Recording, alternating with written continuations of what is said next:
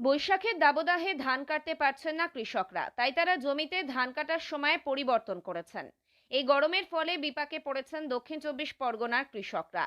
প্রচন্ড গরম থাকায় হিটস্ট্রোকের সম্ভাবনা, সেই ভয়ে ধান কাটার সময় কাটতে পারছেন না কৃষকরা। তাই তারা বাধ্য হয়ে ভোরের আলো এবং বিকেল বেলাকেই ধান কাটার সময় হিসেবে বেছে নিয়েছেন। সকালে ধান কাটছি, প্রচণ্ড গরম, যার জন্য পারা যাচ্ছে না বলে আমরা সেই ভোরবেলা থেকে লেগেছি। কটা পর্যন্ত কাটবে? এই এক্ষুনি চলে যাবো। নটা অবধি। মানে এর কারণ কি, মানে কি? প্রচণ্ড গরমের কারণে পারা যাচ্ছে না, যার জন্য ভোরবেলা লেগেছি। এই 9টা বাজবে, আবার চলে যাব, আবার সেই 4টের পরে লাভবো। আর ধান তো পেকে গেছে মনে হয়। কিছু করার নেই, মানুষ যদি না কাজ করতে পারে কি করা যাবে। এইভাবেই চলছে। এইভাবে সবাই করতেছে, এইভাবে করছি, না হলে তো পারা যাচ্ছে না।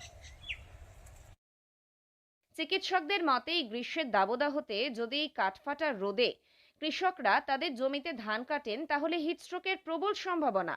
এ ধরনের বিপদ এড়াতেই সময়ের পরিবর্তন এনেছেন তারা। মূলত চাষের জমিতে দক্ষিণ চব্বিশ পরগনার বিস্তীর্ণ এলাকায় এই বোরো ধানের চাষ অনেকটাই ভালো হয়েছে। তবে বিপত্তি একটা, যে ধান পাকার পরেও অনেকেই ধান কাটার কাজে আসতে চাইছেন না এই গরমের জন্য। তাই বাধ্য হয়ে কৃষকেরা তাদের ধান কাটার সময়ের পরিবর্তন এনেছেন। এই সময় ধান কাটছেন কেন? এই সময় আমাদের এটা হচ্ছে খোড়ো ধান বলে।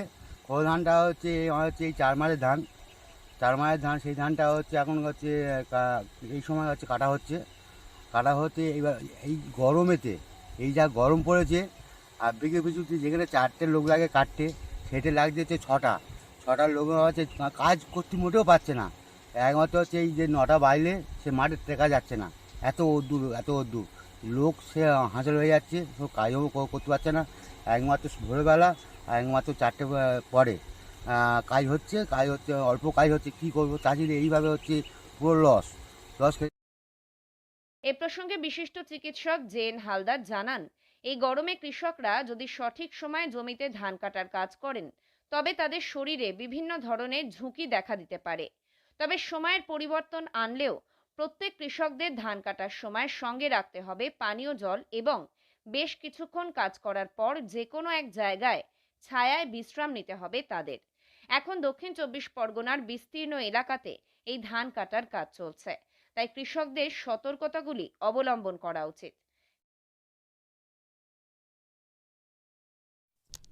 দক্ষিণ চব্বিশ পরগনা থেকে সুমন সাহার রিপোর্ট, লোকাল 18 বাংলা।